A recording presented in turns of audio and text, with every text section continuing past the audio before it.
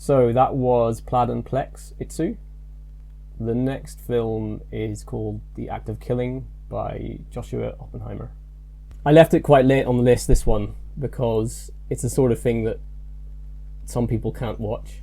And I put it on the list. I had to put it on there. It's it's in my top 5 films because it's the most intense cinema experience I've had.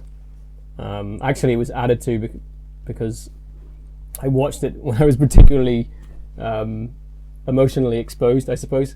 I was the first time I went to Yosemite with a good friend, and we did this sort of epic mountaineering, and we were staying in this little cabin in with no power, but I had a laptop with some battery, and I said, I'll put this thing on that looks interesting, with no idea what it was. And it was such an intense piece of cinema.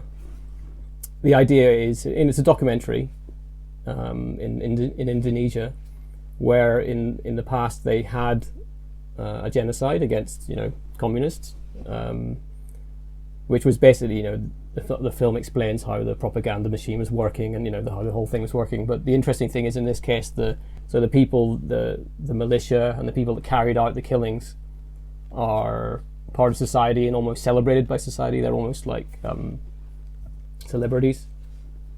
So they interview these people, and the documentary filmmakers tell them they want to make a documentary, they want to make a film about what they did and the great things they did. So they get them to recreate the killings that they actually did. So you've got the people that propagated the killings acting the people being killed, for example, which flips, and you get to see this on cinema with this sort of, some of these people having the realization about what they've done, and this sort of idea of universal morals. So despite society and the propaganda telling them they did what they did was right, there's this more important under this message of universal morals, and how it doesn't matter what someone's political view, religious or ethnic background is.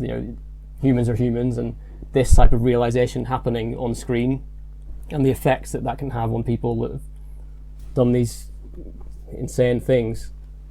So, it's not the sort of film that everyone can watch, or it's certainly, I wouldn't say it's enjoyable in the typical sense, but it's a really important piece of film and a really powerful piece of film, and so it has to be in the list.